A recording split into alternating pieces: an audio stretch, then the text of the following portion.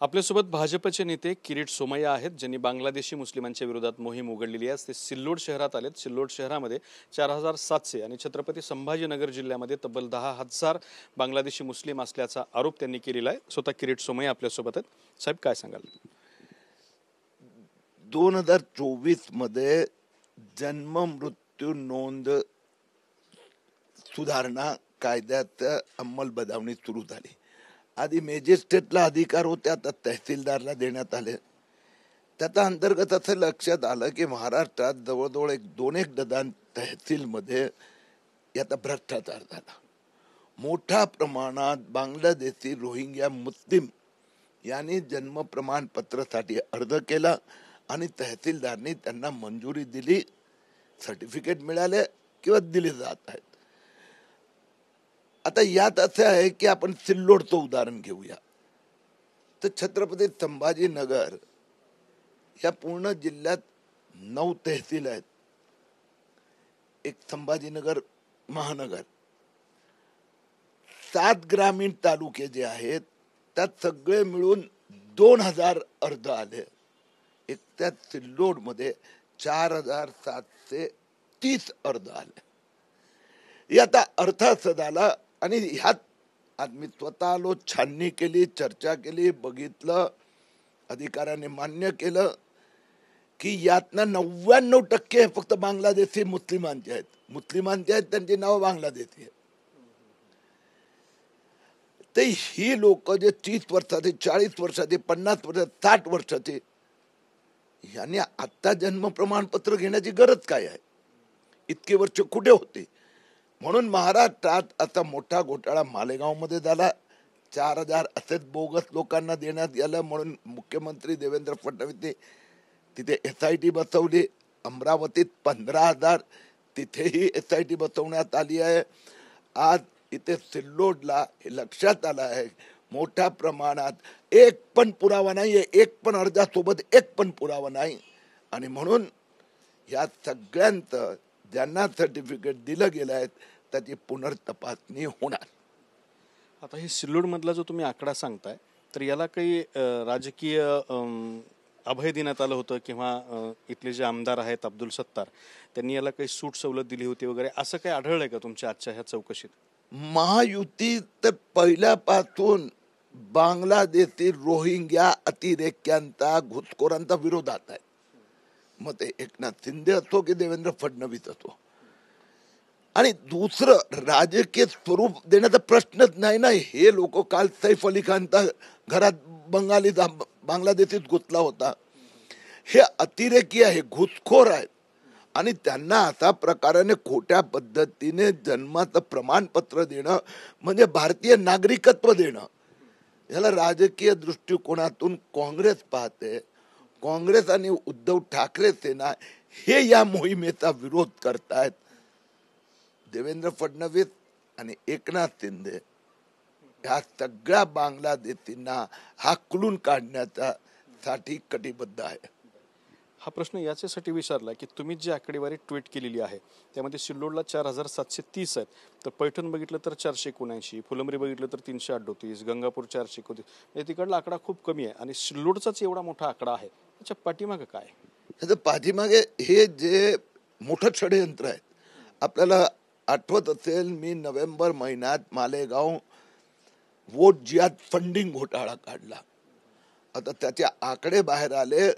2200 कोटी रुपये सिराज मोहम्मद बगाडच्या खात्यात आले। 379 करोड 379 करोड यासाठी वापरण्यात आले। वोट जिहाद, हे वोट जिहाद 2 आहे, आणि यासाठी यांनी पॉकेट धरले, आणि त्या पॉकेटमध्ये जिथे आक्रमक मुस्लिम आहे तर तिथे आता पहिल्या टप्प्यात कॉन्सन्ट्रेट केलं। महाराष्ट्रातले असते तुम्हाला दिसणार। आता मुंबई आहे, मुंबई एकंदर 2,20,00,000 जनसंख्या, फक्त 58 लोकांना प्रमाणपत्र देण्यात आलं।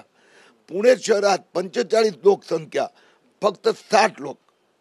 तर हे भिवंडी असेल, मुंब्रा असेल, आता हळूहळू आम्ही शोधतोय की एकेका अशा प्रकारच्या वस्तीत। आता हे आकडे मी दिलेले नाही आहे, हे तर त्यांनी अर्ज केले, हे जिल्हाधिकाऱ्यांनी माहितीसाठी दिलेत, आणि त्याच्याचमुळे देवेंद्र फडणवीस याबाबत त्यांनी सांगितलंय मुख्यमंत्री कार्यालय याच्यावर नजर ठेवून आहेत. या सगळ्या 2 लाख लोक ज्यांचे अर्ज आले आहेत तपासले जाणार आणि त्यातनं ज्यांच्याकडे इथले अधिकृत प्रमाणपत्र नसेल, पुरावे नसेल, त्या सगळ्यांची स्पेशल बसमध्ये बांगलादेश रवानगी करणार ह्या सगळ्यांची. प्रश्नच उद्भवत नाही. कोणी किती मोठा आला, हिमालय गावला गेलो तिथे काँग्रेसच्या खासदारांनी जोरदार आरडाओरड सुरू केली, MIMच्या आमदारांनी. अमरावतीला गेलो तिथे काँग्रेसचा खासदार, कोणाला काही बोलू द्या, हे घुसखोर आहे. घुसखोरांना, बांगलादेशी, रोहिंग्या, मुस्लिमांना महाराष्ट्रात जागा मिळणार नाही. ह्या लोकांना बांगलादेशनी जर स्वीकारलं नाही तर ते आमचं काय काम आहे? म्हणजे आपली बस सीमेवर अडून सवालच प्रश्नच उद्भवत नाही.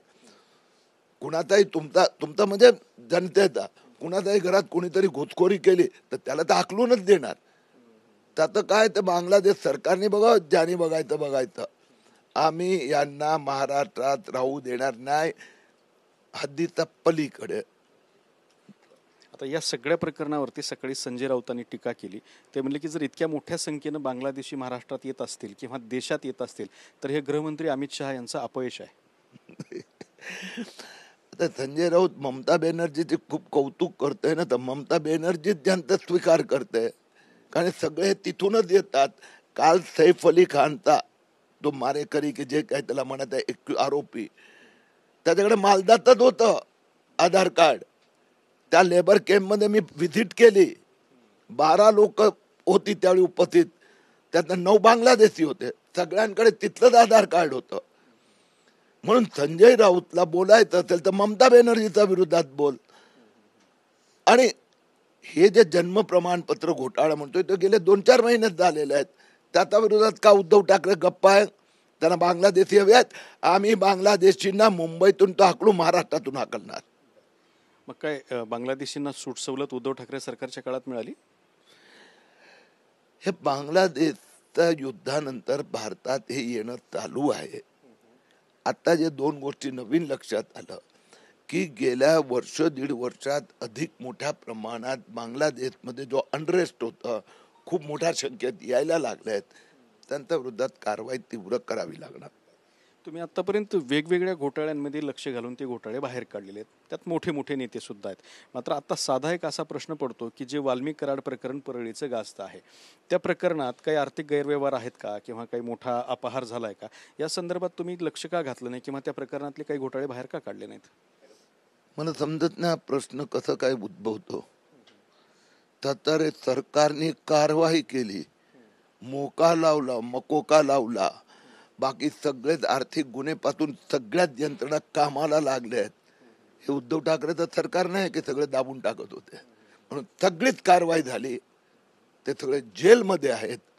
एका पाठोपाठ एक प्रत्येक एजन्सीची चौकशी सुरू आहे. घोटालेबाजों को छोड़ा नहीं जाएगा और बांग्लादेशी को वापस भेजा जाएगा. पण वाल्मिक कराड प्रकरणात हे सगळं जर व्यवस्थित चाललं असलं तर त्यांना सुद्धा ईडीची नोटीस आलेली आहे 2022 साली. या प्रकरणात तुम्ही गप्प आहात म्हणून हा प्रश्न येतोय. मला काही समजत नाही का हा प्रश्न कोण विचारतोय? हा सुप्रिया सुळेने विचारला प्रश्न.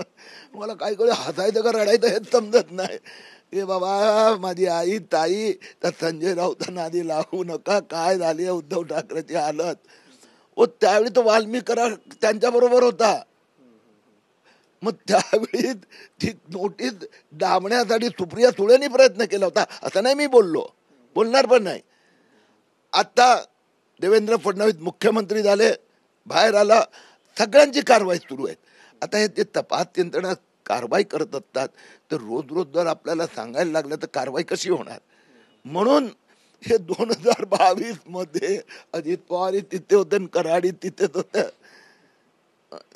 याला पॉलिटिकल स्वरूप बांगलादेशी असो की वाल्मिकी कराड सारख्या हत्यारे असो, याला पॉलिटिकल वोट बँकची वोट जिहाद हे फक्त काँग्रेस आणि उद्धव ठाकरेंना शोभा देते.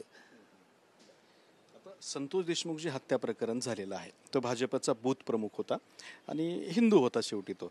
तर या सगळ्या प्रकरण जसं तुम्ही बांगलादेशींच्या विरोधामध्ये इथं पोहोचलात किंवा सगळीकडे पोहोचलात, मग संतोष देशमुखच्या कुटुंबियाची भेट घेणं किंवा त्या प्रकरणामध्ये लक्ष घालणं, त्याचं गांभीर्य समोर आणणं, या बाबतीत तुम्ही काही ऍक्टिव्हिटी केलेली नाही? मला काय समजत नाही. मी एवढा, तुम्ही बापरे किती मला मोठं बनवताय. तो महाराष्ट्रात एवढी लोकसंख्या, एवढी लोक, भाजपचं सरकार, भाजपचं मुख्यमंत्री स्वतः लक्ष घालतायत आणि त्या म्हणजे ते संतोष देशमुखचं परिवार पण, झाली घटना दुर्दैवी आहे त्याची सगळे, पण देवेंद्र फडणवीस आणि तपास यंत्रणा संबंधात त्यांनीही समाधान व्यक्त केलं आहे.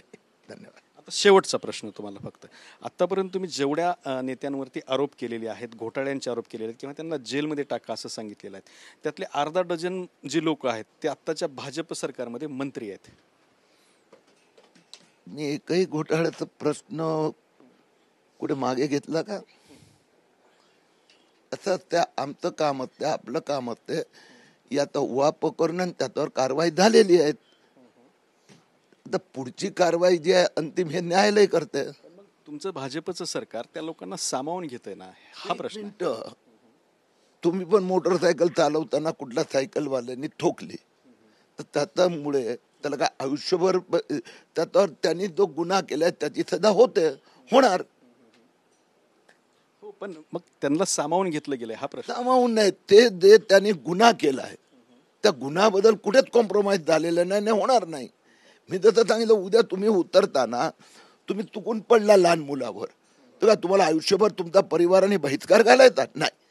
ती जी चूक झाली असेल त्याचा बदल कारवाई होत असते. आता याला जोडून दुसरा प्रश्न असा आहे की कधी काळी तुम्ही खासदार होतात, तुम्हाला भाजपमध्ये मोठी पदं देणं, मंत्री करणं हे सुद्धा अपेक्षित होतं, मात्र तुम्हाला न करता तुम्ही ज्यांच्यावर आरोप केले ते मंत्री होतात आणि भाजप तुम्हाला साईडलाईन करते. तुमची भाषा आहे. नाही, आता साधा प्रश्न आहे, तुम्ही खासदार नाही आहात, तुम्ही मंत्री नाही आहात, तुम्हाला कुठलंही लोकप्रतिनिधी म्हणून घेतलं जात नाही, साईडलाईन करतायत. ही तुमची भाषा आहे, कारण की तुमचं दृष्टिकोन आमदार खासदार एवढूच आहेत.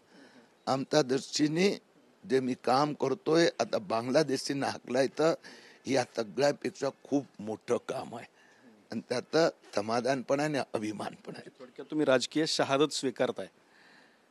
मी सांगितलं ना, तुमची बघण्याची दृष्टी एवढी छोटी आहे. पण राजकीय शहीद झालातच ना साहेब, तुम्ही खासदार नाहीत, मंत्री नाहीत, काहीच नाही. तुम्हाला शहीद शहादत भाषा माहित नाही, याला तुम्ही राजकीय शहीदी म्हणतायत. कारण की तुमचं एवढीच दृष्टी आहे. इथे देशासाठी काम करणारे आमदार खासदार किती होतात, पण हजारो लाखो कोट्यावधी कार्यकर्ते लोक काम करत असतात. म्हणून आम्ही जो वसा घेतला आहे त्यावर आमचं काम चालू आहे आणि महाराष्ट्रातील जनता आणि भारतीय जनता पक्षाचा सगळे कार्यकर्ते या युद्धात आमच्या सोबत आहेत. तर हे होते किरीट सोमय्या. आपण निष्ठेनं काम करतोय अशी त्यांनी प्रतिक्रिया दिलेली आहे. कॅमेरामन गणेश सोबत दत्ता कानवटे, TV9 मराठी, छत्रपती संभाजीनगर.